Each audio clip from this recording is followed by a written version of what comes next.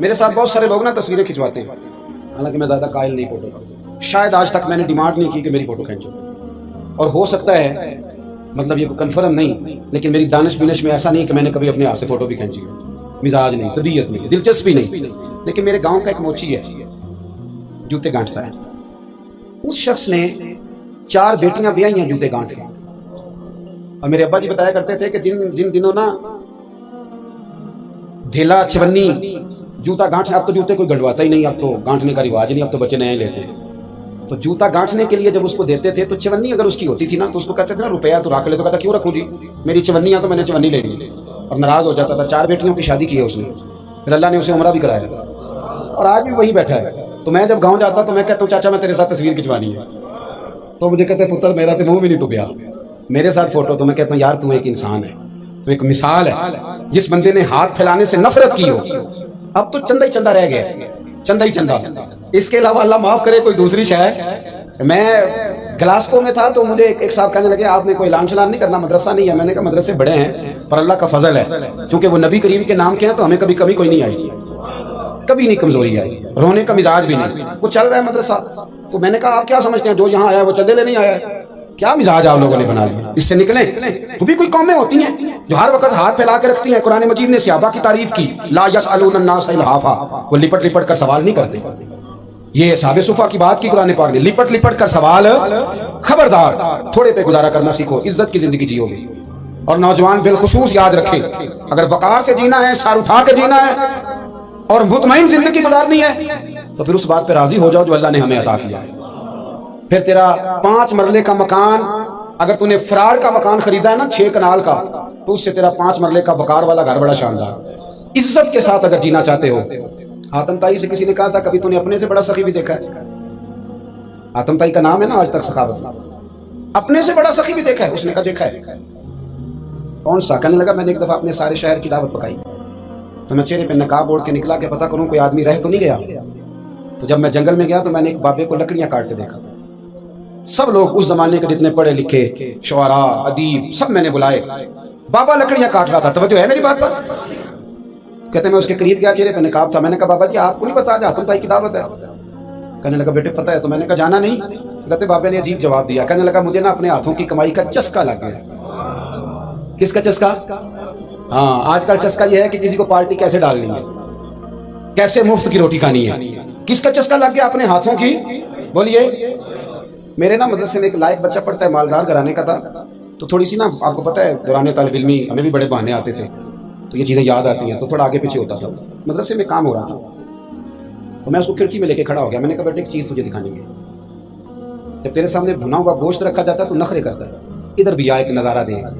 مزدور نا سویرے 2 روٹیوں کے بیچ اچار رکھ کے لاتا ہے، اور جب وہ دوپہر کو کھانے لگتا ہے نا میرے بھائی، تو وہ اچار اس کی روٹیوں کو بھی لگ جاتا ہے، پونے کو بھی لگ جاتا ہے، لیکن جب دوپہر کا وقت ہوتا ہے تو مٹی سے لتھڑے ہوئے ہاتھ پہلے وہ جا کے ٹوٹی پہ دھوتا ہے، پھر وہ کیا کرتا ہے کہ وہ پانی کا پیالہ خود بھر کے رکھتا ہے، توجہ میری بات پہ رکھیں، پھر وہ زمین پہ بیٹھتا ہے اور جب وہ پونا کھولتا ہے نا، کبھی اسے کھاتے ہوئے دیکھو، یوں محسوس ہوتا ہے کہ دنیا کی ساری نعمتیں اس کے سامنے پڑی ہوئی ہیں، اور ٹیبل پر بیٹھ کر 22,000 کی روٹی کھانے والے اتنا شکر ادا نہیں کرتے جتنا وہ بندہ شکریہ ادا کرتا ہے۔ یا اللہ تیرا شکر ہے، یا اللہ تیرا شکر ہے، اور ان کو لفظ نہیں سیدھے پڑھنے آتے، ویسے بھی لفظ تاثیر سے بنتے ہیں تلفظ سے نہیں، اہل دل آج بھی ہیں اہل زبان سے آگے، صحیح تلفظ نہیں ادا کرنا آتا، لیکن جب وہ ہاتھ باندھ کے کہتے ہیں نا یا اللہ تیرا شکر ہے، تو یوں محسوس ہوتا ہے کہ روٹی تو اس بندے نے کھائی ہے، کھانا تو، ورنہ شادی کے موقع پر اتنا کھایا نہیں جاتا جتنا تباہ کیا جاتا ہے، کیونکہ مفت کا ہوتا ہے نا، مفت کا۔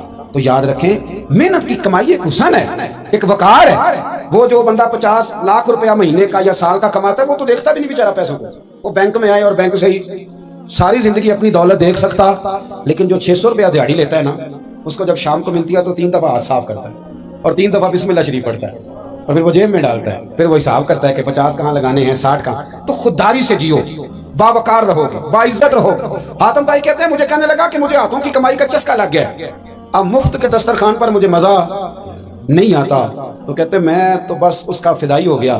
جب میں واپس آنے لگا تو اس نے مجھے آواز دی، میں واپس پلٹا تو کہنے لگا بیٹا آپ بھی دعوت پہ جا رہے ہیں؟ میں نے کہا ہاں، تو اس نے مجھے 5 دینار نکال کے دیے، کہنے لگا یہ لے جاؤ، حاتم طائی کو نہ دینا، وہاں جو آدمی لنگر پکا رہا نا اسے دے دینا، یار بڑے بڑے لوگوں نے روٹی کھانی ہے، چلو میرا بھی حصہ پڑ جائے گا۔ तो आतम ताई कहते हैं मैं घोड़े से गिर गया, चेहरे से कपड़ा उठाया और मैंने कहा बाबा मेरे सीने से लग, मैं तो अमीर होके सखी हूं ना, तू गरीब होके बड़ा सखी है। आज समझ आई है तेरी सखावत की। पढ़िए ना हदीस पाक, हजरत अनस बिन मालिक कहते हैं एक शख्स ने आके कहा या रसूलल्लाह कुछ दीजिए, हुजूर मुझे कुछ बोलिए। और मेरे महबूब का दरवाजा वो है कि जहां से कभी कोई खाली गया ही नहीं, हुजूर कुछ दीजिए। तो नबी करीम अलैहिस्सलाम ने आज अलग बात कर दी, फरमाया तेरे पास कुछ भी नहीं। उसने कहा हुजूर मेरे घर में एक प्याला है और एक कंबल है ओढ़ने का। इतना गरीब को बंदा इस वक्त बैठे महफिल में जिसके घर में एक ही प्याला हो, जो चुप है उनके बारे में क्या नजरिया इख्तियार करो। कोई ऐसा गरीब जिसके घर में एक ही प्याला हो, सिर्फ एक ही कंबल हो, लेकिन यहाँ बैठे मेरे समेत हर तीसरे बंदे को आप पूछ लें कि हालात क्या हैं तो कहेगा दुआ करो। बड़ी मुश्किल है, इतना गरीब कोई बंदा मौजूद है, लेकिन आप किसी को पूछ ले वो कहेगा जी बस दुआ करें। कोई ऐसा पीर मिल जाए जो मुझे अल्लाह दिन का चिराग दे दे ताकि नोट किसी तरीके आ जाए। और वो नाथ हाँ जो कहता है कि कौन देता है देने को मुंह चाहिए, देने वाला है सच्चा, वो भी कहता है पहले 25,000 दो। कोई तू स्टेज पे तो कह रहा था हुजूर देते हैं, और यहाँ जब तक तेरे अकाउंट में ना जाए तेरा काम ही नहीं चलता। अजीब तमाशा है। एक साहब ने बड़ी दूर से मुझे फोन किया, कहने लगे टाइम दे देंगे।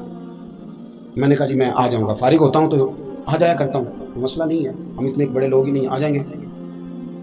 कहने लगा जी आप बताएं मतलब अकाउंट नंबर दे दें। मैंने कहा यार आपने गलत जगह फ़ोन कर लिया, मैंने तो बताया कि वो तो बड़े लोग होते हैं, तो हमें पता है अपनी हैसियत का, इंशाल्लाह हाजिर हो जाएंगे, आपसे बात होगी। कहने लगे नहीं आपको तो कुछ बताना ही पड़ेगा, कुछ बताएं कुछ बताएं। मैंने कहा कुछ भी नहीं, मैं इंशाल्लाह हाजिर हूँगा, अल्लाह ने मुझे तौफीक दी है। मैं शाम को बड़ी ज़बरदस्त खाना अपने बच्चों में अच्छा बैठ के खाता हूँ, एक गाड़ी है जिस पे सफ़र करता हूँ। अगरचे मकान मेरा 2 कमरों का है, पर कभी अल्लाह ताला ने मेरे दिल में ये तमन्ना पैदा नहीं की कि कोई बहुत बड़ा हो तो गुजारा सही है। मैं बड़ी इत्मीनान बख्श जिंदगी गुजारता हूँ, तो मैं आ जाऊँगा। कहने लगे नहीं तुम्हारी मेहरबानी कुछ दसो। मैं कहा 3 करोड़ रुपया दे चल।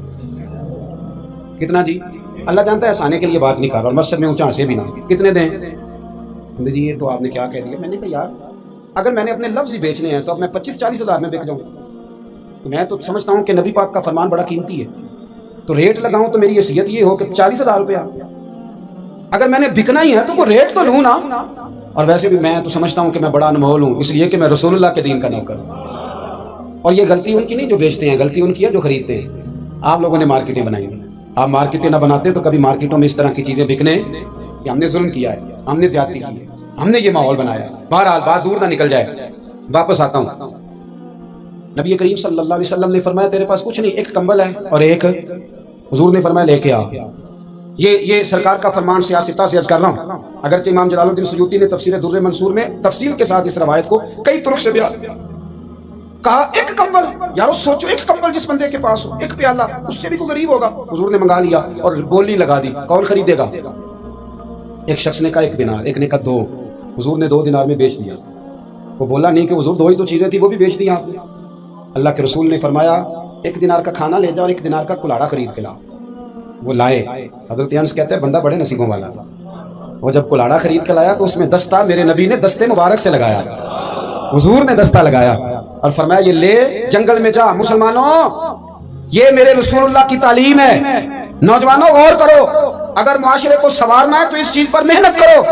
फरमाया ये कुल्हाड़ा पकड़, रस्सी पकड़, जंगल में जा, लकड़ियां काट के ला, खा भी और खिला भी, पहन भी और पहना भी, जा। हुजूर ने फरमाया 15 दिन मुझे नजर ना आना, जा काम कर, जाके मेहनत करना है, इस्लाम का सेवा है। आज पूरी दुनिया में हमारा कशकोल मशहूर है, धोखा मारूफ है। लोग कहते हैं कि इन्होंने ऐसे ऐसे हमने तरीके गैरों से पैसे निकालने के इख्तियार किए, ऐसे ऐसे तरीके कि कभी सुने तो शर्म से सर झुक जाता है। ये म्यार होता है आला कौमों का कि वो चंदों पे जिंदगी गुजारे, वो मांग करके खाएं, ये म्यार होता है। किसी कोने पे ब्रेक लगती है तो आप देखें मांगने वाले कितने जोरों शोर से आते हैं। खुदारा मेहनत की आदत। उसे अभी चले गए, 15 दिन के बाद आए। ये लफ्ज इमाम सुयूती ने लिखे, 15 दिनों के बाद आए तो हुजूर ने फरमाया तेरा हाल क्या है? हजरत अनस कहते हैं मुझे भी तजस्सुस था कि पता तो चले। तो वो मुस्कुराए, अर्ज करने लगे या रसूलल्लाह पहले एक प्याला था, अब सारे घर के बर्तन बन गए। या रसूलल्लाह बरकत आपकी है, पहले एक कंबल था, अब सारे घर के बिस्तर बन गए। और इमाम सुयूती कहते हैं उन्होंने जेब में हाथ डाला तो 10 दिनार निकाले, अर्ज की हुजूर रख ले, मैं सहाबे सुफा के लंगर में हिस्सा डालने आया हूँ, ये कबूल कर ले मुझसे, मेहरबानी फरमाएं। मेहरबानी खुददारी से जिए और थोड़े पे गुजारा करें।